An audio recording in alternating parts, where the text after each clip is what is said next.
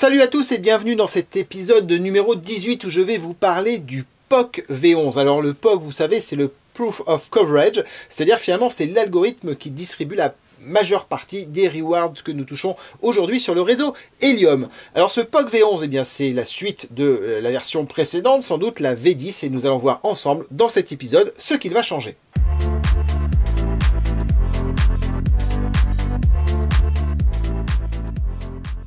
Alors pour commencer, eh bien, je vais vous parler un tout petit peu de la version précédente du POC. Et en fait, la partie qui change et qui nous intéresse, eh bien, c'est la façon dont on considère un witness comme étant valide. Je vous rappelle que le witness, eh bien, c'est le fait de recevoir un POC et donc de le traiter. Et c'est cette opération qui garantit le fait qu'on a une communication entre un émetteur qui a émis un beacon et un récepteur, eh bien, qui a reçu ce beacon et a réalisé un witness. Alors dans certains cas, les witness, eh bien, ils étaient invalidés et l'algorithme qui était utilisé pour faire l'invalidation, eh bien, c'était une sorte de ratio entre deux éléments, deux informations qui sont reçues en même temps que les données. La première information, c'est ce qu'on appelle le RSSI, c'est-à-dire la puissance du signal à la réception, et une autre information, c'est le SNR, c'est-à-dire le rapport signal sur bruit, c'est-à-dire finalement la puissance du signal reçu par rapport au bruit qui est autour du récepteur. Alors, c'est assez intéressant que ceci ait été choisi dans la version de POC parce qu'en fait, ce sont deux unités physiques qui n'ont absolument rien à voir l'une avec l'autre. Et donc, c'est un petit peu comme si on utilisait des choux et des carottes pour faire un gâteau au chocolat.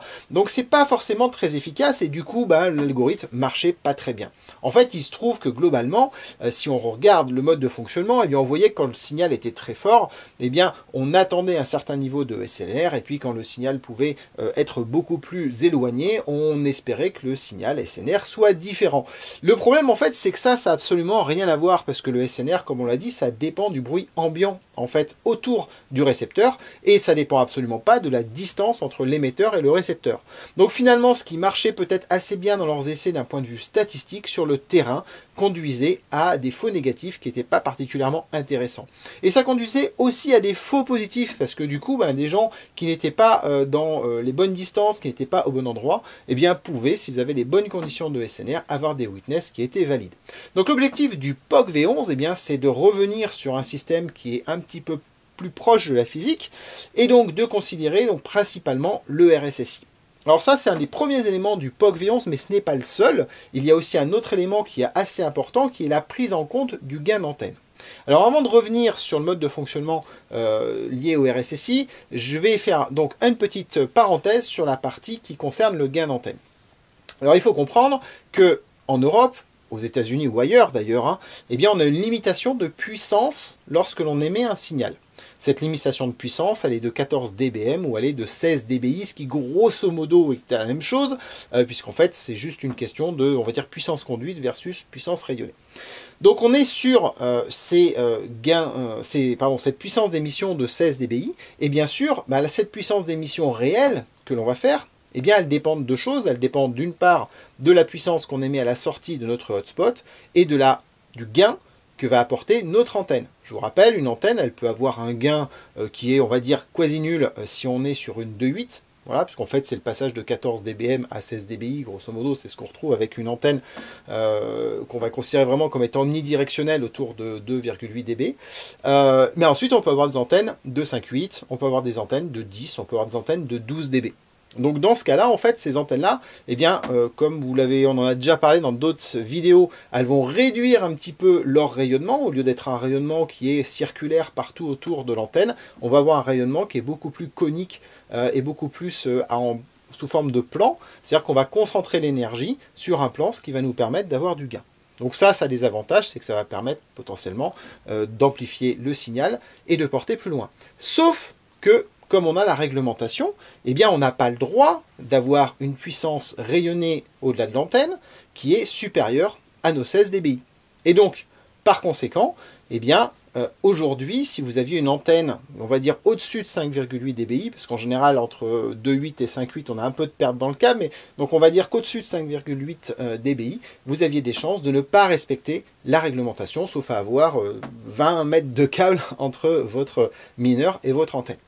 Alors ça, c'était un problème, et donc ça a été corrigé dans le POC V11, puisque maintenant dans le POC V11, en fait, le mineur va réduire sa puissance d'émission, Donc au lieu d'émettre 14 dBm, il va émettre une puissance moindre en fonction de l'antenne que vous avez configurée.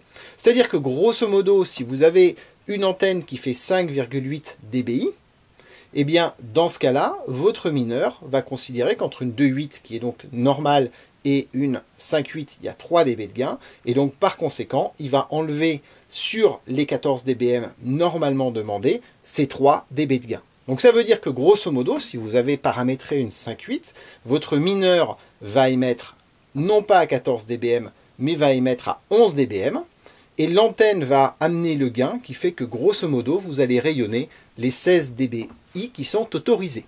Donc ça, c'est très bien cette modification-là, parce que ça veut dire qu'on revient à la réglementation, et ça veut dire deux choses. Ça veut dire, d'une part, si aujourd'hui, vous avez rentré comme information que vous aviez une 5,8 sans prendre en compte les pertes que vous avez dans votre câble, eh bien forcément, vous n'allez pas émettre à la totalité de la puissance possible. Donc je vous invite à regarder ça un peu plus précisément, de façon à bien prendre en compte dans le gain d'antenne les pertes que vous avez éventuellement dans les câbles. Et donc, une fois que vous avez fait ça, à setuper votre antenne correctement. La conséquence qu'il va y avoir, c'est que si précédemment, vous émettiez avec plus de puissance que ce qui est autorisé, c'est-à-dire par exemple, vous aviez 14 dBm, une antenne directement connectée avec 5,8 dBi, dans ce cas, vous émettiez avec 3 dB de trop, donc vous émettiez à 19 dBi, et donc par conséquent, vous ne respectiez pas la réglementation. Donc, le fait de passer en POC V11 va vous ramener à la réglementation et par conséquent va faire que vos POC iront moins loin. Donc potentiellement, vous allez réduire la couverture que vous aviez aujourd'hui en termes de POC. D'un point de vue réseau, ça c'est pas du tout important parce que d'un point de vue réseau, on est avant tout dans la réception. Et ça, on va voir que c'est un énorme avantage en fait d'avoir cette prise en compte de la puissance d'émission et du gain d'antenne parce que ça nous permet d'utiliser des antennes avec des gains beaucoup plus importants. C'est-à-dire que si j'utilise maintenant une antenne de 12 dB de gain, ben cette antenne-là, en la déclarant comme étant à 12 dB de gain, en émission, je vais me retrouver avec un mineur qui va n'émettre que 4 dB de puissance en sortie, hein, grosso modo, 4-6 dB de façon à atteindre les 16 dBm de sortie avec mon antenne qui a un gain très fort. Donc en termes de puissance d'émission, je resterai dans la réglementation et je ne couvrirai pas une zone plus large du fait d'avoir une antenne avec un gain plus important. Mais par contre, et là c'est très intéressant, en réception, je vais bénéficier de la totalité du gain de mon antenne. Donc ça veut dire qu'en réception, je vais pouvoir aller chercher des signaux qui sont beaucoup plus faibles, puisque l'antenne va m'apporter un gain supplémentaire dont je ne pouvais pas bénéficier auparavant. Donc vous voyez que cette évolution, en fait, elle est assez intéressante parce que si on va chercher du gain supplémentaire en réception, eh bien on peut aller chercher des hotspots qui sont plus loin. Et donc ça, c'est quand même relativement intéressant. On peut donc faire plus de couverture sur le réseau, puisque je vous rappelle que le réseau LoRaWAN est surtout un réseau qui reçoit de la data. Et donc par conséquent, on va pouvoir étendre notre réseau. Donc c'est pas inintéressant finalement de voir ces choses-là d'un point de vue couverture et principe de POC, puisque ça va nous permettre de faire plus de witness. Donc ça, c'est le premier changement qui est important. Alors le deuxième changement qui est déjà en place d'ailleurs, mais qui fait plus ou moins partie du POC V11, c'est le nombre de witness. Précédemment, on va dire que quand quelqu'un émettait un POC, tous ceux qui recevaient le POC allaient réaliser un witness. Et quand vous aviez des villes ultra denses, vous pouviez avoir des centaines de witness. Ce qui fait que finalement, il y a des hotspots qui, dans des zones ultra denses où finalement le réseau est trop dense par rapport à ce qui est nécessaire, si en fait on a trop de couverture, en fait, là c'est pas l'endroit où c'est le plus intéressant de rajouter des hotspots dans ce réseau-là, mais on a certains hotspots qui avaient de très bonnes capacités de réception, qui pouvaient bénéficier de la présence environ autour d'elles de centaines de hotspots pour réaliser énormément de witness. Et la conséquence de ça, c'est qu'on a des hotspots qui avaient des gains qui étaient beaucoup plus élevés que d'autres, dans des zones où ce n'était pas forcément très intéressant d'avoir autant de hotspots. Donc il fallait corriger ça et faire en sorte que le déploiement du réseau dans les villes, on va dire, moyennes ou dans les villes à densité basse continue à vraiment avoir de l'intérêt. Et donc il y a une limite au nombre de witness par POC. Donc ça, c'est quelque chose qui est déjà en place, hein, mais qui fait plus ou moins partie du POC V11, qui fait que aujourd'hui, quand on émet un POC, il n'y a que 10 witness qui vont être réalisés sur ce POC-là. Alors, c'est pas les 10 premiers, c'est 10 pris au hasard sur tous ceux qui ont réalisé des witness. Donc ça, vous pouvez sans doute constater une augmentation des rewards ces derniers temps. Alors pour certains, ça va être une diminution, bien sûr, ceux qui faisaient 400 POC à chaque fois que, pardon, 400 witness à chaque fois qu'il y avait un POC. Bon, ceux-là, on va dire, ça va être un peu les pénaliser. Mais sinon, pour nous, globalement en France, qui avons une densité quand même moindre qu'aux États-Unis, eh bien, on a plutôt bénéficié de cela, puisque, ben, du coup, comme il y a globalement moins de witness, on va dire que le volume des rewards est partagé plus équitablement entre les différents witness qui sont présents, enfin les différents spots qui witness de façon régulière. Donc vous pouvez très bien, en effet, faire peu de witness si vous êtes dans une zone dans laquelle il y a pas mal de POC qui s'exécutent autour, tout simplement parce que vous n'avez pas eu de chance en n'étant pas sélectionné parmi les 10 witness plusieurs fois de suite. Mais statistiquement, vous serez sélectionné autant que les autres. Voilà. Donc ça, c'est une évolution qui a été faite. Il y a eu un test à 25, maintenant c'est passé à 10 et la cible, c'est donc 10. Alors j'ai parlé du coup des witness qui ont descendu à 10, je vous ai parlé du gain d'antenne qui est pris en compte et qui permet donc du coup maintenant d'avoir une puissance de signal qui suit la réglementation. Et ça nous amène au changement qui est en train d'arriver, qui va bientôt être mis en place sur le POC V11, qui est la prise en compte non plus d'un espèce de ratio RSSI-SNR, mais la prise en compte du RSSI, donc la puissance du signal, dans la validation ou l'invalidation d'un witness. L'objectif de cette prise en compte, eh bien, c'est d'essayer de déterminer si la localisation d'un hotspot est juste par rapport à la distance qui est déclarée entre l'émetteur du POC et le récepteur. Alors, pour faire simple, le signal, le RSSI, en fait, il va diminuer en fonction de la distance. Et donc, on va dire que quand on reçoit un signal avec une valeur de RSSI, on a une distance théorique, donc qui correspond à la distance en ligne droite si tout se passait bien. Et on va dire que si le signal qui est reçu est au-dessus de cette distance, du signal théorique lié à la distance, eh bien a priori c'est qu'il y a un problème. C'est-à-dire que soit celui qui a son hotspot a déclaré une antenne qui était avec moins de puissance, moins de gain que ce qu'elle a réellement. Dans ce cas-là, éventuellement, on va recevoir un signal qui est beaucoup plus fort que la distance parce que le gain d'antenne a mal été configuré. Soit l'antenne a été très mal placée, beaucoup plus loin que sa position réelle, et on va avoir un signal très fort parce que l'atténuation dans le déplacement est beaucoup plus faible que la distance réelle qu'il y a entre les antennes. Alors, quand on dit ça, on peut se dire « Oulala, mais si je ne suis pas bon à 5 mètres près, est-ce que ça va fonctionner ?»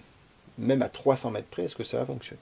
Il faut comprendre un tout petit peu comment fonctionne un signal RSSI, une atténuation dans l'air. Imaginez pour ça, grosso modo, que vous jetez une pierre dans un étang, d'accord?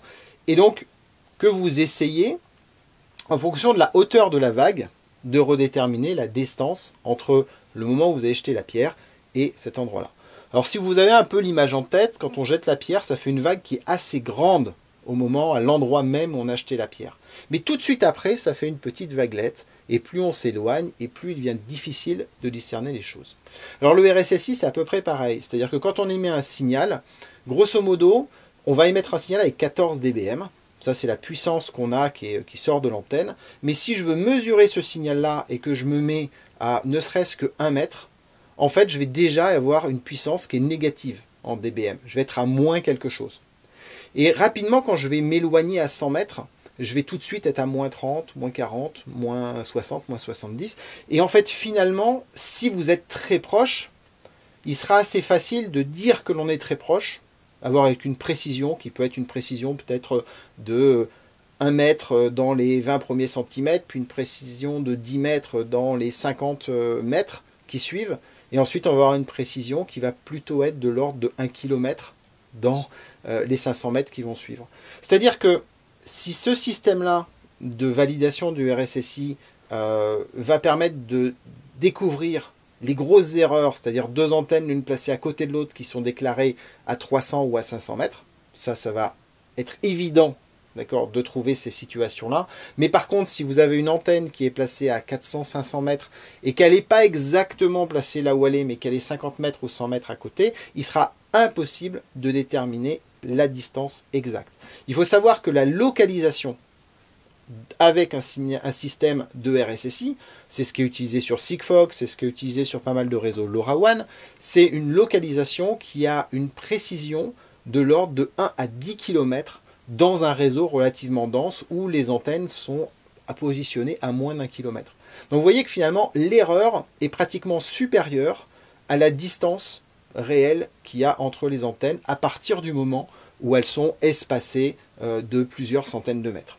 Voilà, donc no stress si vous n'êtes pas précisément installé sur votre bâtiment, c'est pas la peine d'aller dépenser des dollars pour aller déplacer ça.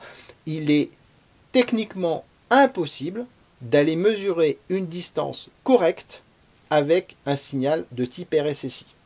Voilà, retenez ça. Donc moi, ce que je vous conseille, c'est vous avez un setup qui fonctionne bien. Si vous avez triché comme des porcs, il va falloir corriger, d'accord? Mais si vous êtes installé et que vous avez, voilà, ça ne s'est pas positionné pile poil au bon endroit, c'est pas grave. Donc, ce qu'il va falloir faire, c'est juste attendre que le système se mette en place, analyser vos witness, identifier éventuellement s'il y a des choses qui sont en invalide, et ensuite réagir à partir de ça. Mais pas de panique sur cette partie-là. Je vous le répète encore une fois, la précision de ce que l'on peut mesurer avec un signal comme celui-ci, eh bien, c'est plusieurs centaines, voire plusieurs kilomètres d'erreurs. Donc, on va être tranquille. Alors, ça veut aussi dire qu'il y aura des erreurs, parce que le signal RSSI tel qu'il est reçu, on a la théorie qui nous donne un calcul, et donc là, le principe, c'est qu'Helium va regarder si on n'est pas au-dessus de ce que donne la théorie. Mais le problème, c'est qu'en fait, entre la théorie et la mesure, c'est-à-dire la valeur de RSSI qui remonte de votre hotspot, il y a un grand espace. Voilà. C'est-à-dire qu'entre un EBRA, un RAC ou un synchrobit, par exemple, ils ne vont pas renvoyer la même valeur de RSSI pour deux choses qui sont au même endroit. De la même façon, quand vous émettez un signal, 2 signaux, 3 signaux, 4 signaux les uns à la suite des autres, bah le RSSI va être hyper fluctuant en fait. Et donc, finalement, ce truc-là, c'est une science absolument inexacte. Donc, je ne vous garantis absolument pas que vous n'aurez pas des invalides, même si vous êtes pile poil bien placé, même si vous avez correctement déployé vos antennes, et ainsi de suite. Donc, attendez-vous à ce que ça marche peut-être différemment de ce que vous avez aujourd'hui. Ça ne devrait pas être la catastrophe, mais en tout cas, à mon sens, ce n'est pas forcément la meilleure des approches pour faire ça. Ensuite, une autre chose que je peux vous dire pour vous rassurer, c'est que le signal va rarement en ligne droite. Et à partir du moment où le signal va rebondir, en fait, il va faire une distance supplémentaire parce qu'il va rebondir entre des bâtiments pour atteindre l'antenne qui est de l'autre côté. Et donc ça va rajouter de l'atténuation qui, d'un point de vue théorie, va faire qu'on sera en dessous. Un autre élément qui est important en termes de compréhension des RSSI, c'est qu'à partir du moment où vous êtes dans un bâtiment et que vous devez sortir du bâtiment, que ce soit pour l'émetteur ou pour le récepteur, vous avez une perte de puissance de signal qui est de l'ordre de 20 dBm pour avoir traversé le mur. Donc là encore, vous voyez que si vous êtes en indoor, ben, le résultat de ce calcul de RSI va forcément être complètement faux par rapport à la distance. Donc a priori, le système ne peut pas déterminer si vous êtes plus loin que la valeur théorique. Parce qu'en fait, ça dépend trop du chemin parcouru par l'onde, ça dépend trop de l'atténuation qu'il y a avec des murs autour, et ainsi de suite. Donc la seule chose que peut faire en fait l'algorithme, c'est s'assurer que vous ne soyez pas plus près que ce que la théorie prévoit.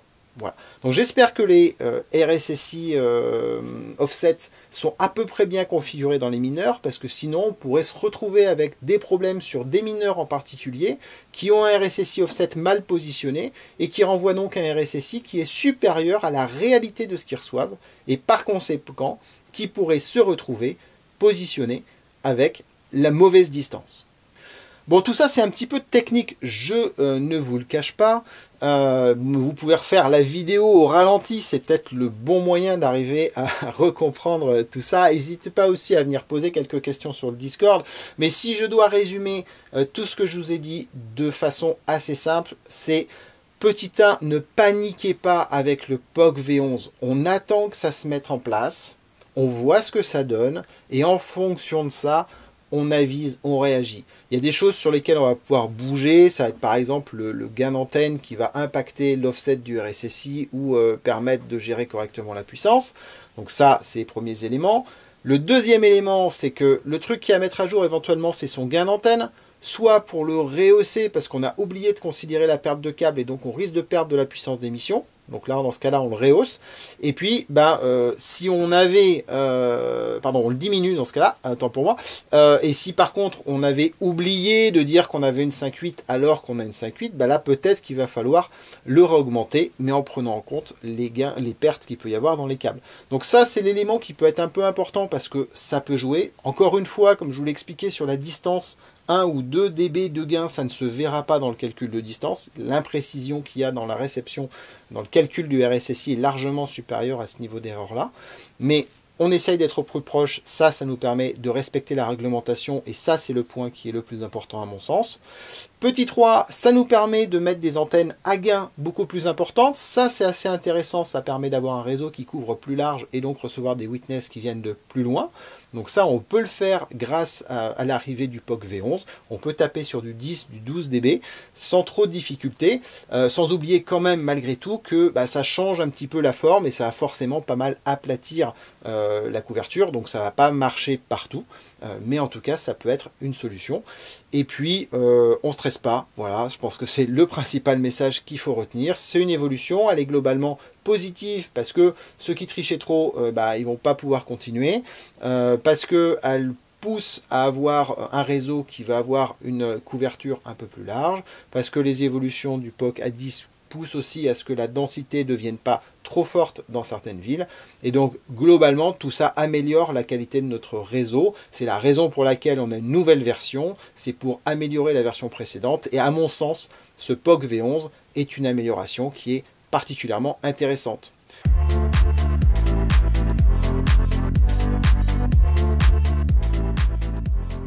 Sur ce, je vous souhaite une bonne journée, une bonne soirée. Je vous dis à bientôt. Il y aura un nouvel épisode. Je n'ai pas encore déterminé le sujet pour cette fois-ci, mais il ne va pas tarder à arriver. Et puis, ce sera la surprise. Ciao!